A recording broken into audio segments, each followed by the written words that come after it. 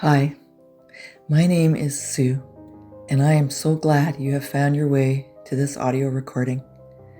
I made it in the hopes that people who were feeling personal soul misery would find their way here. Soul misery is a term I coined for a specific feeling you get deep down in your soul when life has lost its sense of meaning, purpose, direction, and/or fulfillment.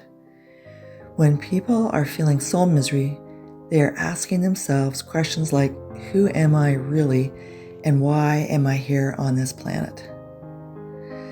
I had a time in my life when I was feeling that way too, deep down in my soul, although the people around me didn't know it because I was functioning reasonably well in my day-to-day life.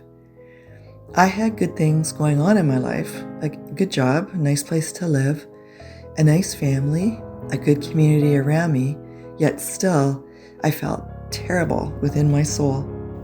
And you might be feeling that way too. Really terrible inside and desperate.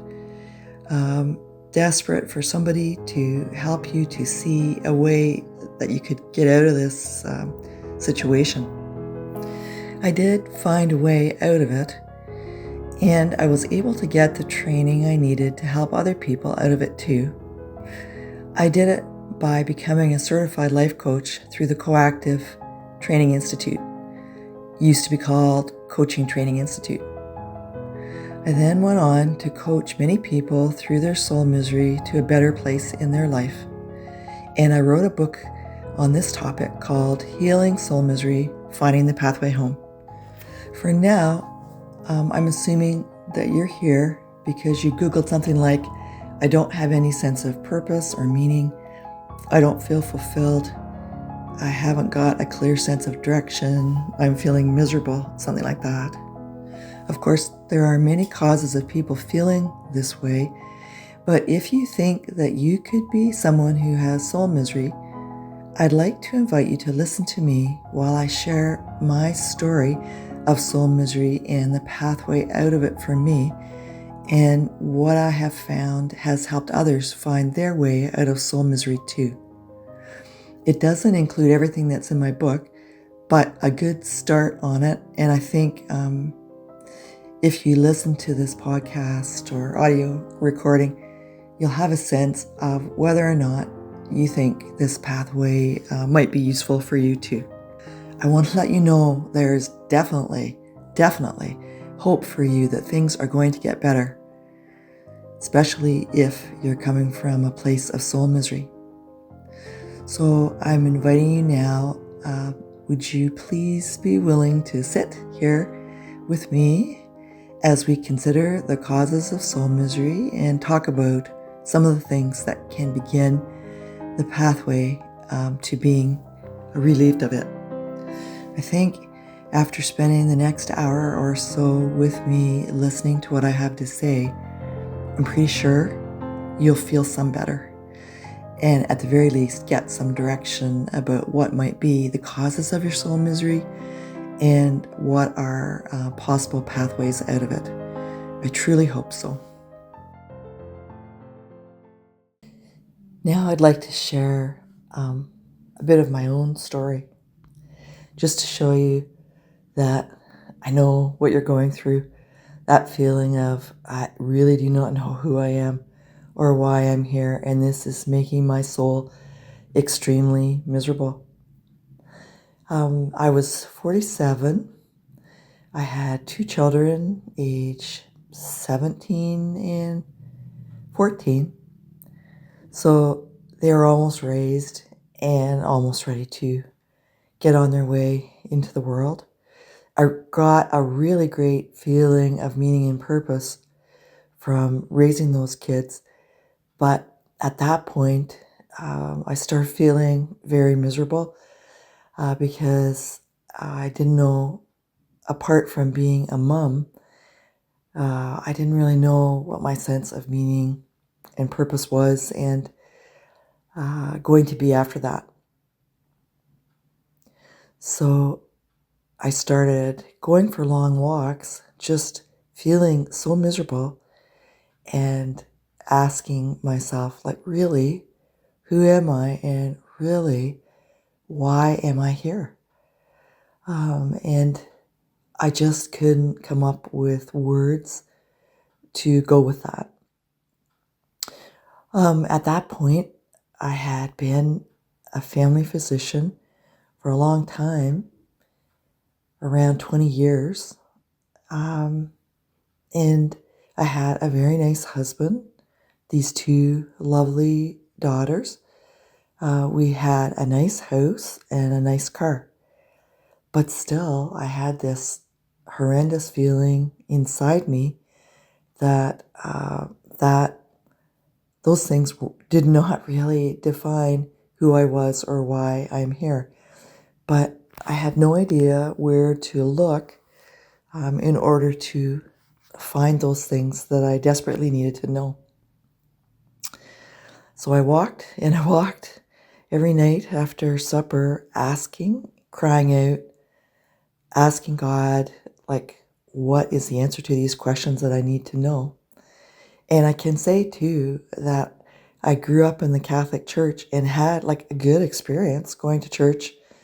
I really liked going to church every Sunday. I really enjoyed the singing and the ritual of it all.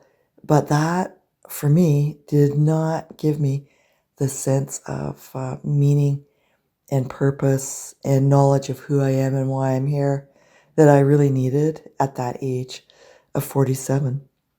And then the weirdest thing happened. One evening when I was out walking, all of a sudden, up in the upper left visual field of my left eye, I saw this image of a crocus.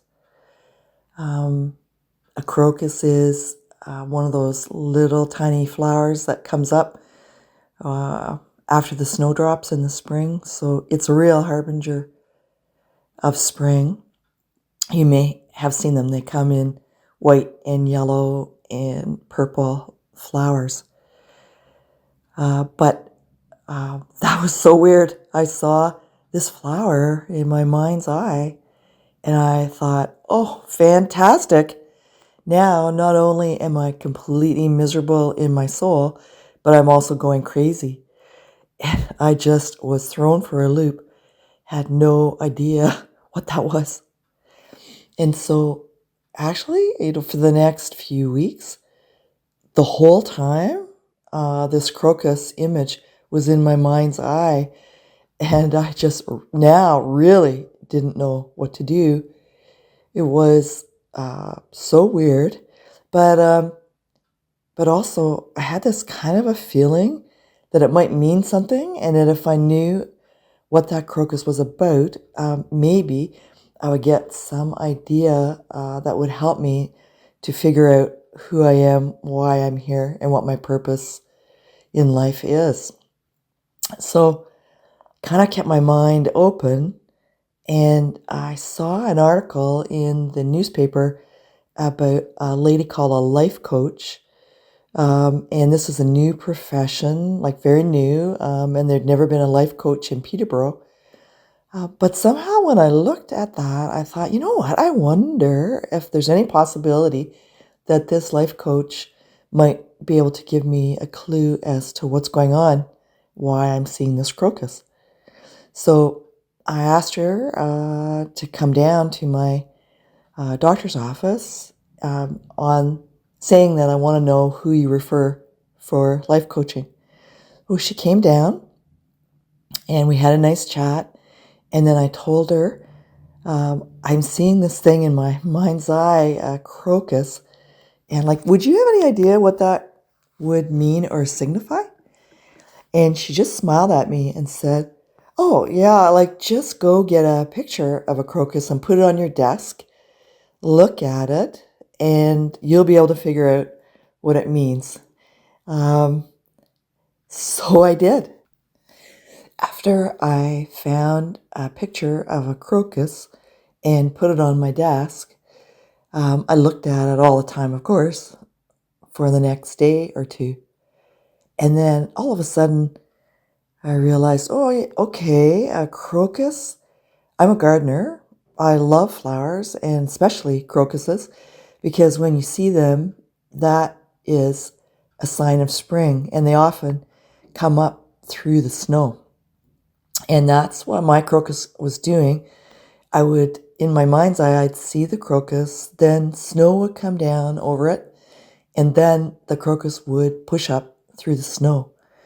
So I started to realize, oh, okay, some part of me is sending a message to say that there's hope for me, that something's going to happen or could happen that would be like spring in my life. And so then realizing that the life coach had been able to tell me to go get a picture of the crocus and put it on my desk, I thought maybe if I talked to her some more about my life and about this experience, maybe she would be able to help direct me to know more about what to do. As I thought about that, I thought I would look up more about her training and found out that she went to the Coaches Training Institute, which offered at that time in-person weekends to train to be a life coach. And then I thought, you know what, like maybe since she knew what I should be doing, maybe like the best thing here is to go to the introductory life coaching weekend and see if that would give me guidance and direction to towards knowing who I am, why I'm here, and getting a good sense of purpose for my life. So that's what I did. I signed up to go to the introductory weekend for life coaching training, and it was at the Holiday Inn downtown Toronto. And on the way, I was a bit scared to go, kind of way outside my comfort zone, really, for being a family doctor. But I really felt so desperate and also desperate to know the things I needed to know, but also hopeful to have that crocus image show up in my mind's eye. And I forgot to say to you before, as soon as I realized what the crocus in my mind's eye was representing, that it was a metaphor for spring and hope in my life, it went away. So that's why I thought it makes sense to take a bit of a walk on the wild side and go to this training weekend to see if I could find more answers there. So got into the room, and there was lots of people, definitely no doctors there at all. I was feeling kind of nervous, but also pretty excited. And at a certain point, they asked for a volunteer to come forward because they wanted to demonstrate what life coaching was.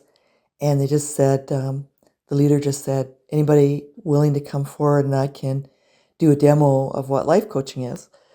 And I had this feeling of, boy, I don't know what life coaching is, but if anybody ever needed it, I think it's me. So I put up my hand and went forward, sat in the chair across from the life coach, feeling kind of scared, but kind of excited and kind of hopeful all at the same time. And the life coach just looked at me and asked me this question. And it was, what color is your life? And I just started crying and could hardly say it, but I said, gray. And she said, what color do you want your life to be? And I said, spring green.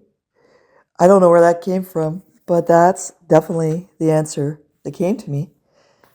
And then she began coaching me, and I really don't remember anything about it, except that when we were done, I got up and I literally skipped around the room. It was like this huge burden had lifted, and this big feeling of hope was filling my soul. I stayed for the rest of the weekend and was just really loving what they were teaching us about how to do life coaching. They were giving a set of tools that were completely unfamiliar to me, but like everything that they taught made sense to me and gave me little bits of insight into more about how I could help myself and my patients to know more about themselves for the sake of feeling clearer about their life, maybe less anxious, maybe less depressed, maybe more hope. But I definitely, what I got, the feeling I got was definitely sign up for the rest of the courses and continue on this journey. So I did. And then when I went home, I could barely contain my joy.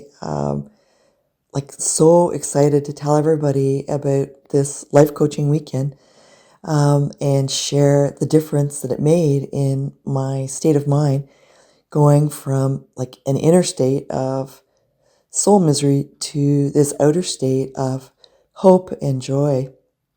And people could definitely see for sure. I don't think it made much sense to them because I hadn't really shared at all about how I was feeling inside. I was just going through my days normally, but they could see something big had happened, definitely. I want to stop now and offer you a little exercise that you could do if you happen to be listening to this story and have the feeling that you too might be suffering from soul misery, that you might be at a spot in your life where you're not really sure who you are, why you're here, and just don't have a sense of hope and direction for your life right now. So I invite you to get out a couple of pieces of paper and ask yourself the following questions. Ask yourself, what color is my life now? And then with markers or crayons or whatever you have at hand, just do a little drawing of what it looks like, what your life looks like right now. It can just be squiggly lines, or it could be a picture of something real. And then ask yourself, what color do I want it to be? And whatever comes to mind, the color that you want it to be, make a little drawing of that too, and just see what shows up. And then if you want to, take the two pieces of paper and separate them. So one on the left being the color that your life is now, and then the one on the right, the color that you'd like it to be. And if you feel led to, get another couple of pieces of paper out and just draw what the first step would be that you could think of to go from the color your life is now to the color you want it to be. Just do a little squiggly drawing of that. And then if you can think of what the next step might be towards the color you want it to be, make a little drawing of that and place those two in between the first and the fourth drawing. The point of doing that was to try to give you a little experience of my first experience of life coaching. Certainly nobody had ever asked me questions like that before, but they really worked for me. And I think it was because it kind of unlocked my imagination to be used in a new and a different way to imagine possibilities for myself. Sure, my life was feeling gray and yucky down in my soul, but then when I was invited to think about what color I'd like my life to be, that color popped to the surface as spring green, and right away made me realize I'm not locked down into gray forever. There is a possibility that things could change, and it would be um, like going into the realm of spring green. So, same thing with your pictures that you've just drawn. Um, that's what I was hoping would happen for you, that you'd be able to think, yeah, maybe my life feels black, gray, or blah, whatever color right now, but I'd love it to be this color. And as soon as you have a little drawing of that in the name of the color that you'd like it to be, that's a great start into um, the beginning of life coaching. Couple of things you could do now, in addition to what we've already done. I'd suggest that you put some words with the color that you'd like your life to be. What are some words that would describe that? Like hopeful, alive, whatever, like 3 or 4 words like that would be great to write. And also think about, has there been a time in your life when your life felt like that color that you want your life to be? And if you can think of that, maybe on another piece of paper, just write a little bit about that time in your life, why it was good, what were some of the features of it. And if there's more than one time like that, write about that time too a little bit. And then just try to see what the similarities were between those times of your life when you felt like that. And this is the beginning of life coaching. Okay, now we're up and on the pathway to healing your personal soul misery. Having a little drawing of what not having soul misery looks like, and a name of a color for that, and a few words, begins the process of shifting from that feeling of hopelessness and despair about not knowing who you are and not knowing why you're here. And so now what I'd like to do is take you to the next place I think that's really good to look at, to give you a sense especially of who you are.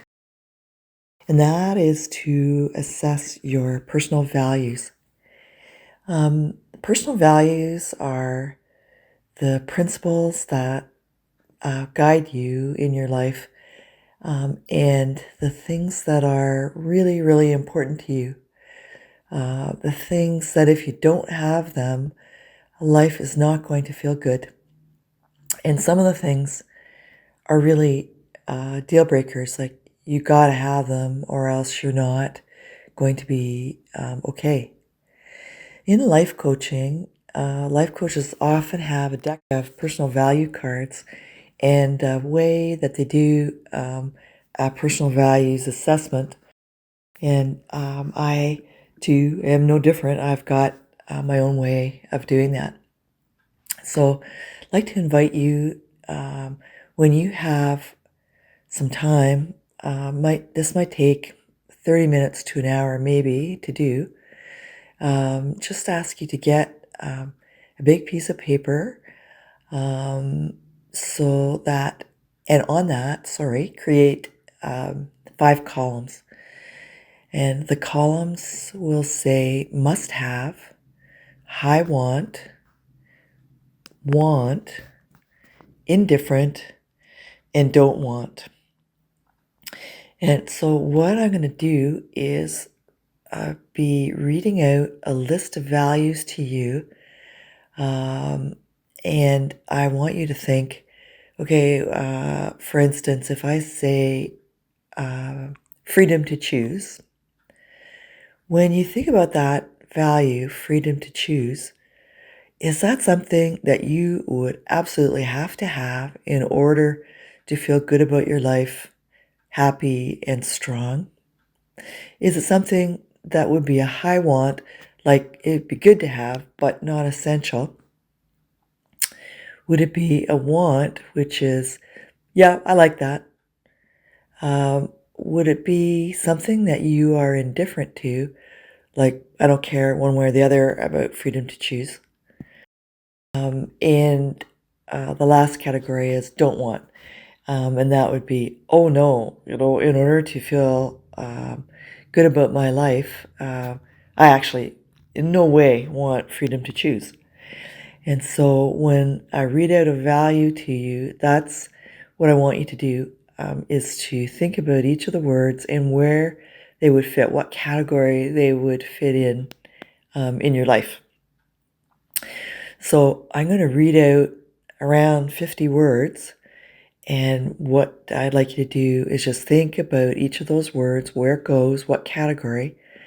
And so that's going to mean stopping this recording quite a bit after each word or after every second word, so that you can take the time to think about where you want to place the word and which category. Okay, here goes. I forgot to say that this list of values is also found in my book, Healing Soul Misery, Finding the Pathway Home, on page 105, in something called Appendix 2, Personal Values.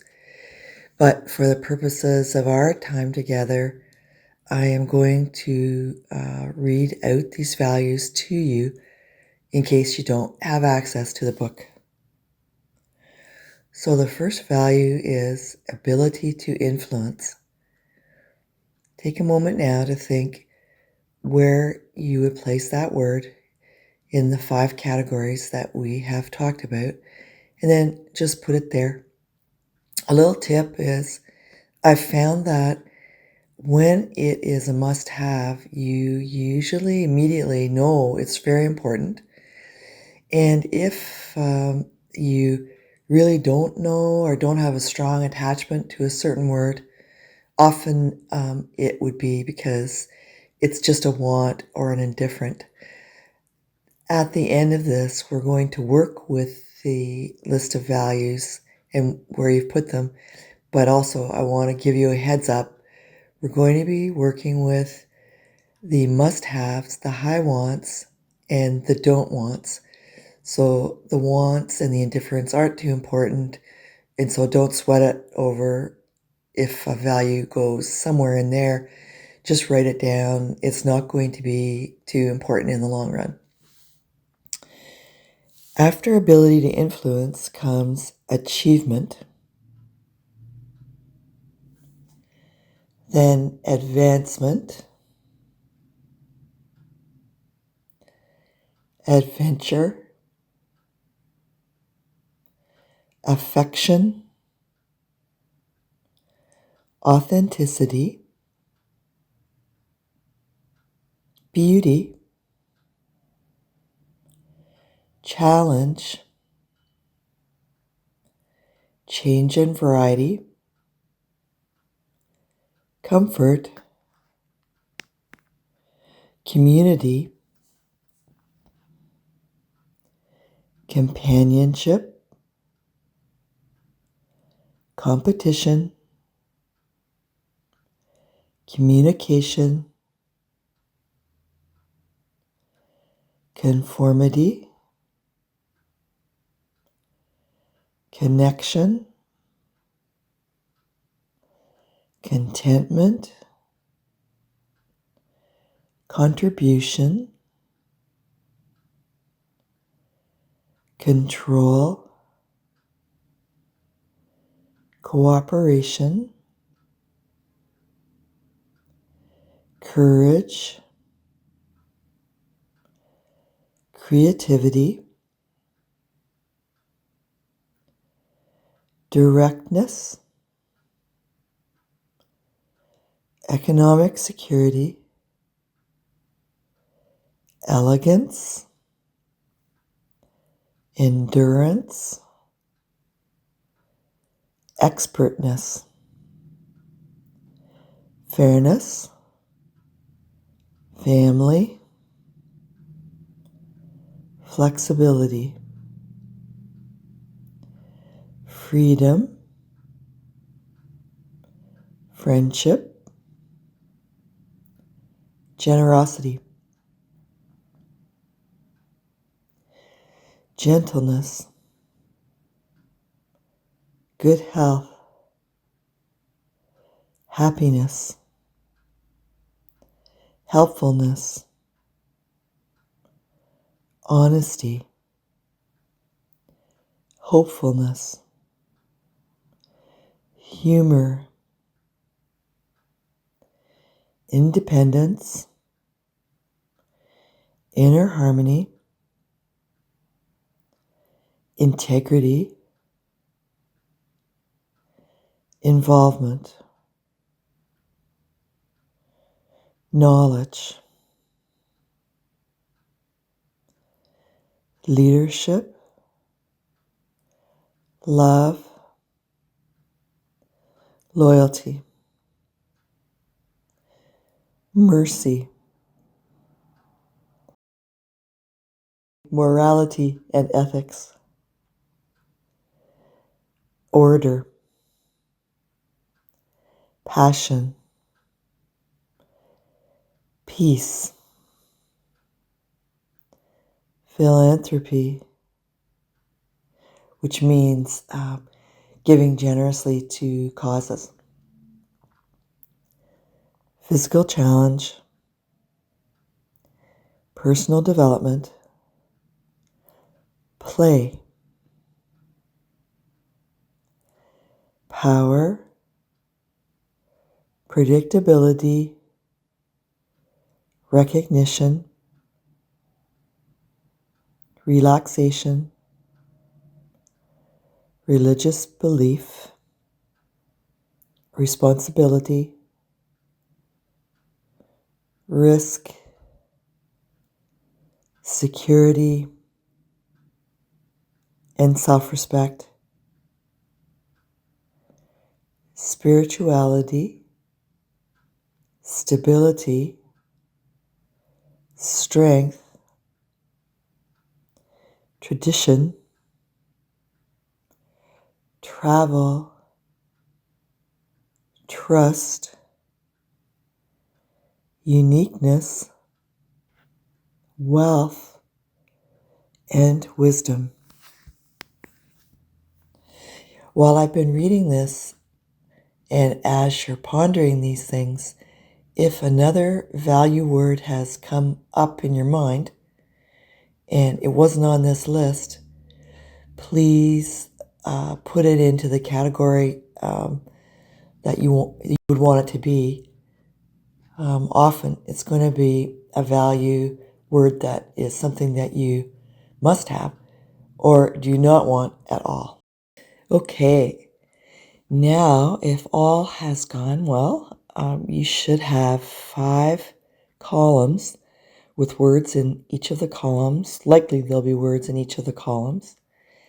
And first off, I'd like you to take away the words in the want and in the indifferent column because they aren't values that are strong enough to trigger you to want to put them in the must-have, high want, or don't want column.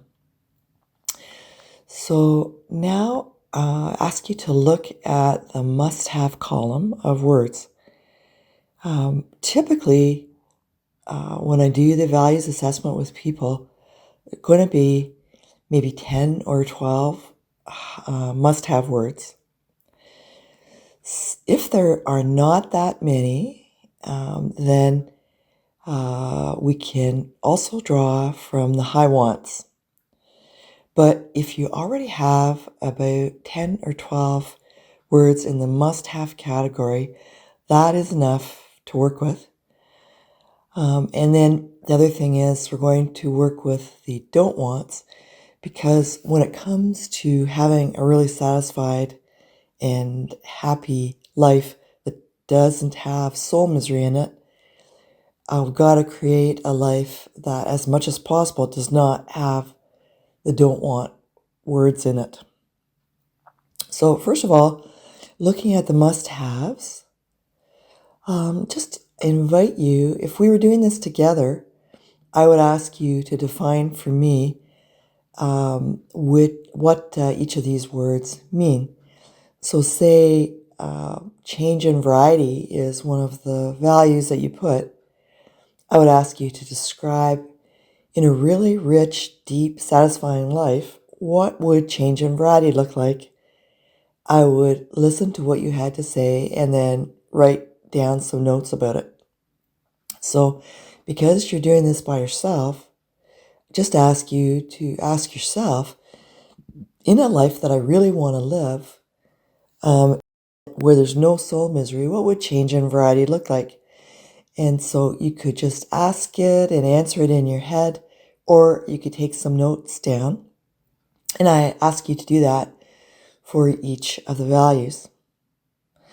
And having done the values assessment with, I am guessing, 200 or 300 people by now, what really has struck me about it is that the must-have values are never the same for any one individual. It's as though we were created so uniquely that the things that really matter to us will be unique and different to every other human being. And that always gives me a chill to see that. But the must-have values are a really big key to not having soul misery. Because if you're living highly in each of those must-have values, I think I can say pretty safely, you will not be having soul misery. And so often, the life that you are living right now is missing one or more of those must-have values. And when I mean missing, it means you can't live high in that value. So take a moment now to just ponder your must-have list, asking yourself what that value really means for you in your life, and asking, do I have this now in my life? Could the absence of this be one of the big factors as to why I'm feeling miserable right now? So just take some time to ponder that, pause the recording, and come back when you're ready. The next thing I want you to do is look at the don't want list of values that you've written down. And again, when you look at them, see in your current life whether or not some of these don't wants are actually there and you have to live by them, even if you do not want to. So, just as with the must-haves, give this list some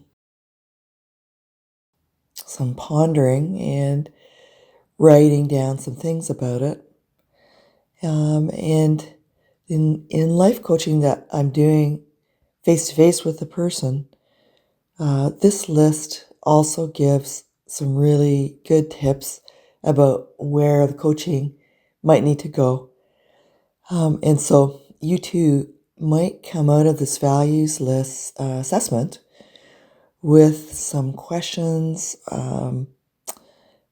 just some things that you would have that you would want to deal with a counselor or a life coach in your attempt to shift your life from feeling really miserable, not knowing who you are, not knowing why you're here, towards a life that's a lot more fulfilling. I think, though, after doing this values assessment, you will have a lot better idea of who you are. And who you are is somebody who has these values that you want to live by. And who you are might be right now, you've got these values, you know what they are, but you can't live by them currently. And so that kind of points you in the direction of some ideas of where you need to go and what you need to do next. At least I hope so. Let's stop and take stock of where we are just for a moment. So far, I've told you my own story of soul misery, and just really did that to let you know that even when life is looking good to others from the outside, like you've got a nice house, a nice car, a good job, nice spouse, nice children, still you can have that feeling of soul misery. And the main thing is not to judge yourself ever when you feel like you don't know who you are, you don't know why you're here, and you just have that miserable feeling. There's always going to be a reason for sure. And what we've been trying to do is explore some of the exercises that you can do to begin the process of trying to figure out what's going on within you. So far, we've done the drawings that represent the way you feel now and the way you want to feel, and assigned them some words and colors, and got some ideas about what's going on from doing that exercise. And then the values exercise, which is usually really helpful in giving you some really good clues about what might be going on in your life right now, and give you some ideas about why you might be miserable, and also some ideas about the kinds of changes you could make in order to get on your path towards feeling better. So another thing that I could suggest at this point is to find out what your personality type is. And the personality typing system that I find the most helpful is the Myers-Briggs. And it can be done with various online tests, but the way I found most helpful was the way that they show us in a book called Just My Type by Paul Teager and Barbara Barron-Teager. It's a book designed at helping people know what their personality type is, and then link them to the best careers that best suit that personality type. But where I wanted to start right now is to let you know that most people who have soul misery, and I'm going to say all people that I've ever coached that had soul misery, were introverts as opposed to extroverts. And so introverts are people who are energized by their own company primarily, and who in large groups often tire easily. And they need a lot of time by themselves to think and process and ponder their lives.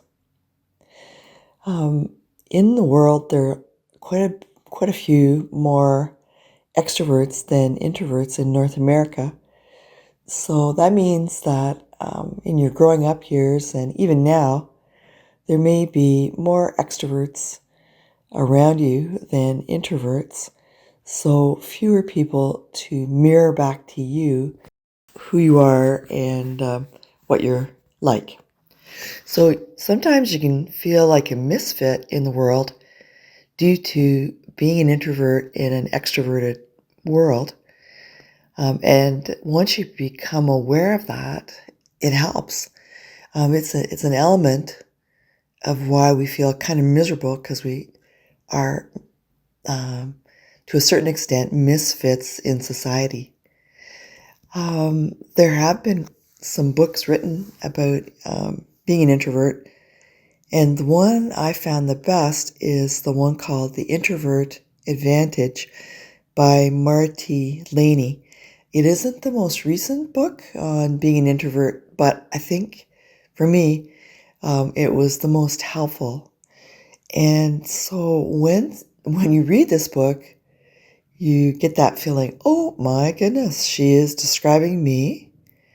And when she describes what the benefits are of being an introvert, it's just so heartening to realize that being a person like I am and like you probably are, um, just makes you feel more normal, and that knowing this may be helpful in your path forward, leaving soul misery and moving towards a rich, deep, satisfying, happy, fulfilled life. So, if you're kind of intrigued about the idea of finding out your personality type for the sake of healing your soul misery, uh, we can take things the next step if you want to. Um, I think that really the best thing to do would be to buy the book Do What You Are by Tiger and Baron Tiger. And the one I have in front of me right now is the 2021 edition, and it has a green cover. It's been revised and updated a lot because it's been an ongoing work in progress for these authors, and they just want to keep it as up to date as they can. So, in the Myers Briggs typing system, there are 16 different personality types. So, what to do would be, if you have the book, go to chapter 2, which is called Just Who Do You Think You Are? Page 17, and look at the two columns that you see there. It's the determination here is whether you think you are an extrovert or an introvert. And what to do is put the characteristics of introverts down one side of the page, and on the other, the characteristics of introverts. And the idea is to read everything that they say about introverts, everything they say about extroverts, and decide which one best describes you. And then on a piece of paper in front of you, write either the letter I for introvert or E for extrovert. Then go to page 20 in the book, and there are two columns. One is called sensors, the other is intuitives. So I invite you to look down the list of what they say about sensors, look down the list about what they say about intuitives, and decide which of those describes you better. And if it is sensor, write down the letter S. And if it's intuitive, write down the letter N.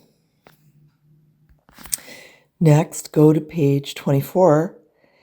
And the two column headings here are thinkers and feelers. So look down the list of what they say about thinkers, and then the list of what they say about feelers. Decide which one of them describes you better. And if it's thinker, put down the letter T. If it is feeler, put down the letter F. Finally, on page 28, there are two columns, and the headings are judgers and perceivers. So look at the judgers column and see if that describes you well. And then look at the perceivers column and see if that describes you better. And so just decide which column is the best a description of you. And if it's judgers, put down a J. And if it's perceivers, put down a P. So now you should have 4 letters, either I or E for introvert or extrovert, and then either S or N for sensor or intuitive,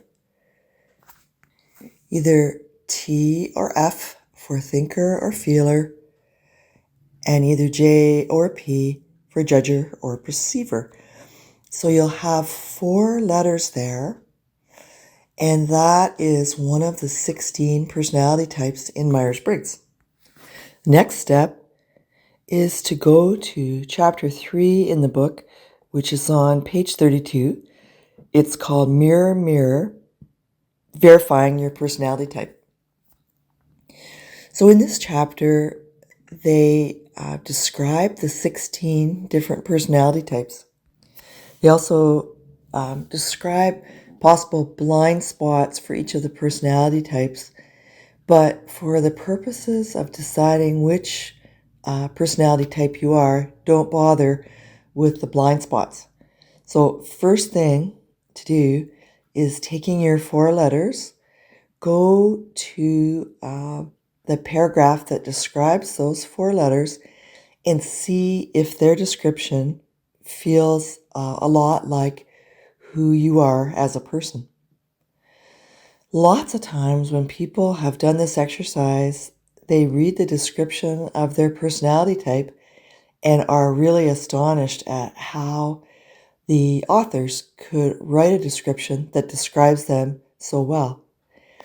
If that's how you feel, then it's highly likely that you have discovered your true personality type. If it doesn't feel like that, no worries. It likely means that one of the 4 letters isn't right. So what you would do then is look at substituting one of those 4 letters. Say you think you're ISFJ, that's what you got from the original exercise. Try substituting one of the letters, like put N in for S. So put INFJ, and look then at the description of that personality type and see if it fits better. If it does, if it feels like, aha, that is really me, then you've got your right type. And so just with some patience, switch out one letter at a time until you find the proper description. Usually when you're doing your own assessment, if you don't get it right the first time or accurate, usually there's only one letter that needs to change. So try doing that, and I'm pretty confident that you will figure it out doing it that way. If not, a fallback would be to go to the website 16personalities.com, 16personalities.com. There they have a more detailed list of questions, and that might help you to figure out what your personality type is. And of course, if that doesn't work, you can go to see a counselor who has training in personality type identification to figure it out further. But normally people can figure it out the first time doing it the way I've described it. So let's assume that now you do know your own Myers-Briggs personality type. And so what benefit is that to you to know your Myers-Briggs type when it comes to healing your personal soul misery? And it's true, really it's true, that this works better when you are one-on-one with a life coach looking at your Myers-Briggs type and trying to make the link to your soul misery. But for sure, one of the best things you can do with it is to study your personality type using the book Do What You Are, just for further insight into who you are as a person, as knowing who you are makes a huge difference to healing your soul misery. So in the book Do What You Are, there are different chapters devoted to each of the personality types. So first thing you could do would be go to the chapter for your personality type, like go to the one for INFP, ISFP, or INFJ. And I say those 3 types because in my experience, Those are the three types most prone to having personal soul misery. This book is meant to help people to decide on the best career for them based on their personality type. So when you get into the chapter on your personality type and go through it, you'll come to a place where it says the list of the things that you need to feel really satisfied in your career. And reading that list, you may look at it and go, oh, okay, this is insightful. I am currently doing a career which doesn't meet this list of what I would need to be satisfied in a career. So that can be an aha moment. And if that happens, if you realize, oh, wow, I knew I wasn't too happy in the career I was doing, but this gives me insight as to why, you can explore a little bit further by looking at the lists that follow, where they tell you a listing of things, careers that would be best suited for your personality type. And it would probably do you good to look through the list of those jobs and careers, and just write down which ones appeal to you right now. Fairly often, you'll see that the careers were ones that you considered, or maybe have done, but for various reasons you didn't pursue the career, or maybe you started out in that career but then realized you couldn't make enough money at it to support your family, for instance, and you didn't continue with it. But having this knowledge of what an ideal career would be for you and what are the characteristics of a job that would most suit you can give insights that allow you to continue further on the path of healing your personal soul misery by getting clarity and insight as to what's going on, and just giving you more ideas about what you might be born to do. When we think that personal soul misery seems to come from not knowing who we are and not knowing why we're here. When it comes to healing personal soul misery, it's really important to know who you are. And we have been working on that by making your personal values more conscious for you and by helping you to know your Myers-Briggs personality type. Now I'd like us to focus on knowing more about why you are here on this planet. Of course, this is a huge question we all ask ourselves at some point. And there are times in our lives when why we're here at that moment is perfectly obvious, such as when you're raising a family. But if you are at a point when the children are raised, or say you have just retired, you may have had questions about why you are here now that reasons such as raising a family or doing an important job are removed. I think we come into this world with a certain overall job to do, and we are given the gifts, talents, and abilities to do it. It's just that we don't usually ask ourselves the question, what is my life purpose? Richard Leider wrote a book called The Power of Purpose, and inside it, there is a chapter called The 24-Hour Purpose Retreat, where he helps us go through a process to get more of an idea of what our life purpose might be. Here are some of the questions he poses, and I invite you to write the ones down that appeal to you to ponder. The first set are to help you ascertain what gifts you have been given. First question is, has someone who knows you well ever told you that you have a special gift? Second one is there something you started doing when you were young that you still love doing and are especially good at? And if so, how has this gift persisted in your life? And are you still feeling excited about using this gift? Second set of questions are about helping you to figure out what your passions are. First one is, what is something you love to do so much that when you do it for an hour, it feels like it's just been a few minutes? And secondly, what is the thing you do that can make you forget all your cares and worries while you are doing it? And thirdly, what non-fiction topics are you most interested in learning about? Next set tells us more about what your values are.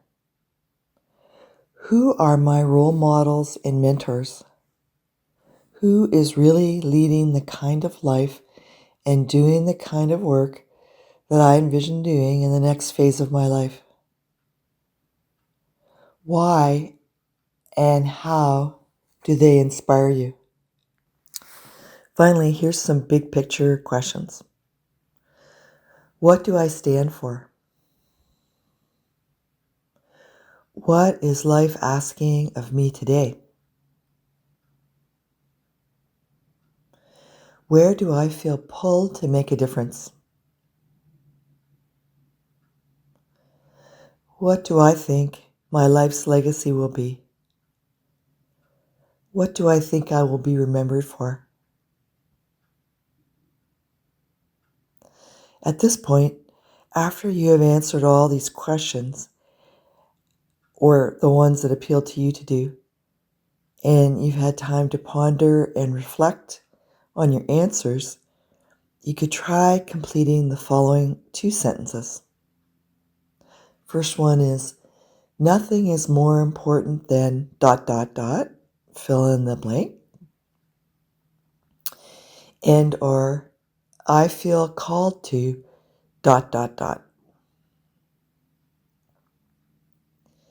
It's important that you complete these sentences honestly. Often your first answer is the one that's the most true before you start judging yourself for putting the wrong thing down, or the thing down that you don't think others would approve of, or the thing down that you don't think you have the resources to do. No matter how far you get in this process of discerning why you're here on the planet at this time, for sure, I think you'll be further along the path of knowing why you're here. For sure, too, hiring a life coach, if these are the questions you're asking, makes a lot of sense if you need any help with discerning the answers that are true for you, and then figuring out what you do with these answers in terms of your path forward in your life. Now, I'd like us to take some time together to tie together everything that I have been trying to share about how to heal your personal soul misery. If you remember, back at the beginning, I said that soul misery is when you don't know who you are and you don't know why you're here, or at least you have that kind of feeling and emotion swirling through you. And you might think, how does an adult not know who they are and not know why they are here? What does that really mean? In the case of soul misery, where it comes from is not knowing that we come into this world with a bundle of gifts and talents and abilities, a personality type, and even a purpose for being here, as well as a set of core values. In the literature, that bundle is called the true self or the original self. And it's thought that our creator, our higher power, is the one who puts that into us. It's like a spark of the divine exists in each person. To my amazement, when I have said this to people, most people say, yeah, that sounds right, or I've always kind of thought that there must be something like that going on. And my mental picture of that is that it's like all of humankind is a big jigsaw puzzle, and each of us is one little piece. And if we can know what our piece is to do in the puzzle, and you put it all together, and we do it all with integrity and humility and empathy for the rest of mankind, we wouldn't have any problems.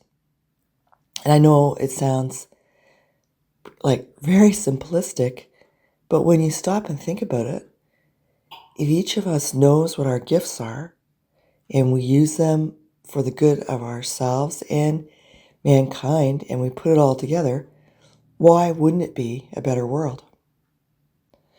So the feeling of soul misery can come from just simply not really knowing what your gifts and your values, your personality and your purpose are. And for many people, that can give this feeling of really bleakness, grayness, or general upset within us. And that, I'd say for sure, was the source of my soul misery. And that's why I really wanted to, as I figured it out for myself, the different pieces that contributed, I wanted to write it into a book. And then I wanted to offer it as this audio recording in case any parts of what I went through would be of help to another fellow soul misery sufferer. So the opposite situation of soul misery has the term deep personal congruence, and that means when you're in deep personal congruence, what you do and who you are and who you're being and who you know yourself to be, all that is in alignment with your true self and all the different components of it that I have been telling you about. And when you're in deep personal congruence, the feeling is sort of like you're a tuning fork and you're vibrating with another tuning fork in perfect harmony. Or it's like a pattern lays over the original pattern. So I think of that as like a gingerbread boy, and then another gingerbread boy lies on top of that one, and it's in perfect alignment. The edges match up perfectly. And when you have experiences like that, when you get to do things in the world that really match your personality, you are in alignment with your values, where you feel that you're being used for the purpose that you were uniquely made, it gives you that feeling of like inner harmony, inner peace, kind of vibrating at the right frequency, something like that. But there's a feeling inside that you're right where you're supposed to be, doing what you're supposed to be doing, and it's the best feeling in the world. So I have been telling you about some important things that I wanted to share from my book, Healing Soul Misery. And like another thing about it is that for myself, I found that there were 4 stages to healing soul misery. First one was awareness, where you came to see that things were way out of whack. Second one is alignment, where you start figuring out all the different pieces of the puzzle. Third one is authenticity, and that is where you start to let the world see you for who you are as you start to act and operate in the world more in line with who you are actually. And then the last one is arrival. So I hope you can see what I mean when I say, for me anyway, there's definitely a path from feeling gray and blah to spring green. And this path can be found, and you can work at it until you get to that place where more and more you feel in deep personal congruence. And I really, really hope and pray that what I have been sharing in the last hour and a half or so helps you onto that path and helps you to get closer and closer to being in deep personal congruence. May it be so.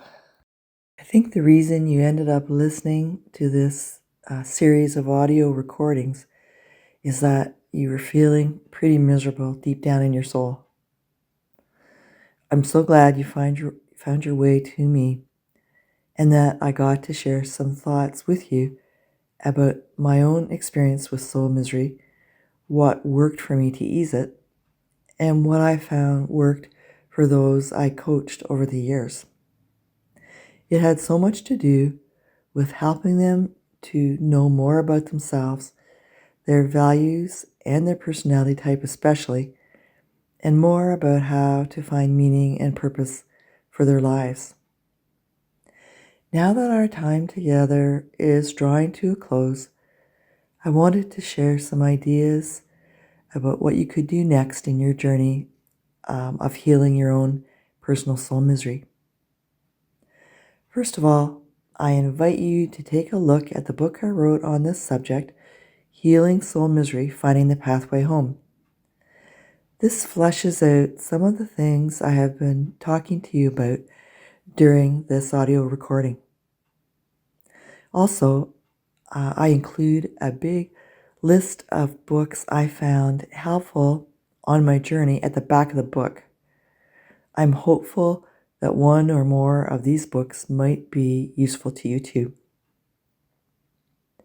Since writing Healing Soul Misery, I have written 6 more books. 2 of them are also on the topic of how to heal soul misery in intimate relationship and within groups. All the books are on Amazon and can be found by entering Susan Gleason Books in the search bar. The books are also listed on my website, www.clarityforfreedom.com. Secondly, I encourage you to find a companion to accompany you on the journey of healing your soul misery. This companion could be a life coach, or it could be some other type of counselor, depending on where you're at after listening to my audio recordings. It may be that you would benefit from hiring a life coach if your need is for someone to accompany you on a journey directed towards a future-oriented goal.